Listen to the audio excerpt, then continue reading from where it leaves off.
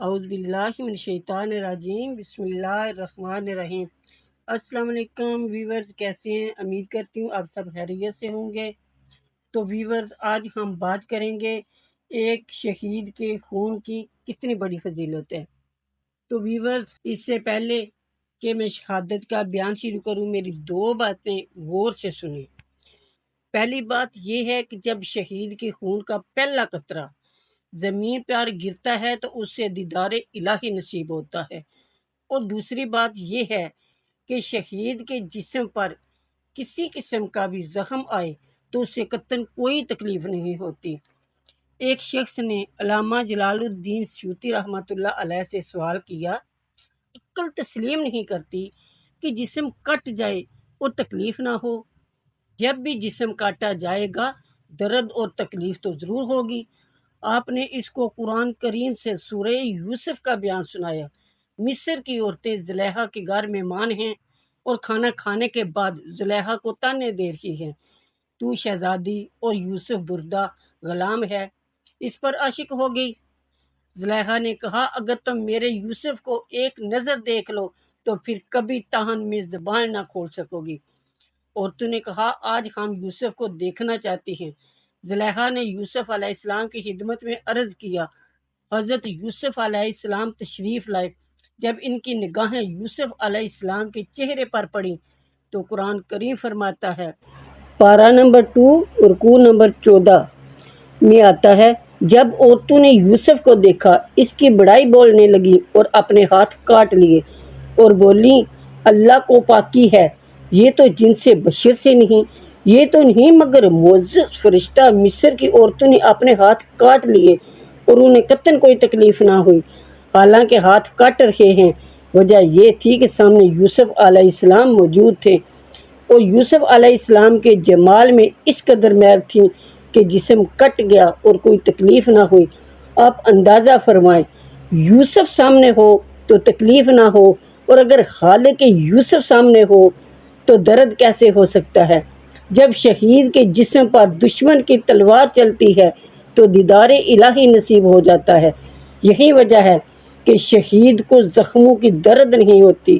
یہاں ایک بات ضمناً عرض کرتی چلوں، مصر کی عورتوں نے یوسف علیہ السلام کو دیکھا تو ہاتھ کاٹ لیے۔ ام المومنین حضرت عائشہ صدیقہ رضی اللہ تعالی عنہا فرماتی ہیں، اگر مصر کی عورتیں سید عالم صلی اللہ علیہ وآلہ وسلم کو دیکھ لیتی تو ہاتھ کاٹنے کی بجائے اپنے دل کاٹ کر رکھ دیتی۔ الحضرت امام اہل سنت و جماعت مولانا شاہ احمد رضا رحمۃ اللہ علیہ فرماتے ہیں، حسن یوسف پہ کٹی مصر میں انگشتے زنا، حسن یوسف پہ کٹی مصر میں انگشتے زنا، سر کٹاتے ہیں تیرے نام پہ مردان عرب۔ مصر کی عورتیں ہیں، عرب کے مرد ہیں، ادھر انگلیاں ہیں اور ادھر سر ہیں، ادھر انگلیاں کٹ رہی ہیں، ادھر سر کٹائے جا رہے ہیں۔ کٹانا بال اختیار ہے اور کٹانا بال اختیار ہے۔ کٹ جانا کوئی بڑی بات نہیں مگر کٹانا مشکل ہوتا ہے۔ ہاں، تو میں عرض کر رہی تھی کہ شہید کو شہادت کے وقت چونکہ زیارت خداوندی نصیب ہوتی ہے اور اس میں اتنا میں وہ مستغرق ہوتا ہے کہ چاہے گھوڑے ٹینک اس کے جسم کو رونتے چلے جائیں مگر اس سے کسی قسم کی کوئی تکلیف نہیں ہوتی۔ شہید جب جنت میں جائے گا تو عرض کرے گا، اے رب کریم، میں نے تیری جنت دیکھ لی ہے، اس کے میوے کھا لیے، نہروں سے دودھ شہد وغیرہ پی لیا، مگر یا اللہ مجھے تیری جنت میں لذت نہیں آئی۔ پروردگار عالم فرمائے گا، اے میری راہ میں جان قربان کرنے والے، میری جنت میں کس چیز کی کمی ہے؟ وَلَكُمْ فِيهَا مَا تَشْتَهِي أَنفُسُكُمْ، اور جو تم خواہش کرو اس میں موجود ہے۔ شہید عرض کرے گا، یا اللہ مجھے وہ لذت جو میدان جہاد میں دشمن کی تلوار کی دہار کے نیچے آئی تھی یہاں نہیں ملتی۔ میری خواہش ہے کہ مجھے پھر دنیا میں واپس بھیج دیا جائے۔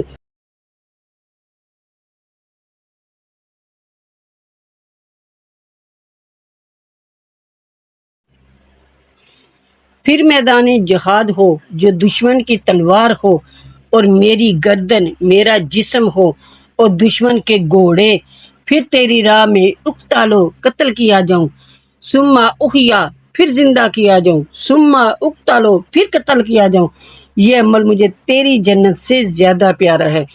شہید کے خون کے ایک ایک قطرے کے حوض حضور علیہ السلام کی امت کے 70,000 گناہگار بخش دیے جائیں گے۔ دعا کیجئے کہ اللہ تعالی ہمیں اپنی راہ میں شہادت نصیب فرما، آمین۔ ویور، اگر آپ کو میرا آج کا یہ بیان پسند آیا ہے تو میرے چینل کو لائک کریں، کمنٹ کریں، سبسکرائب کریں تاکہ آئندہ آنے والی ہر نوٹیفیکیشن سب سے پہلے آپ تک پہنچے۔ شکریہ، جزاک اللہ فی امان اللہ۔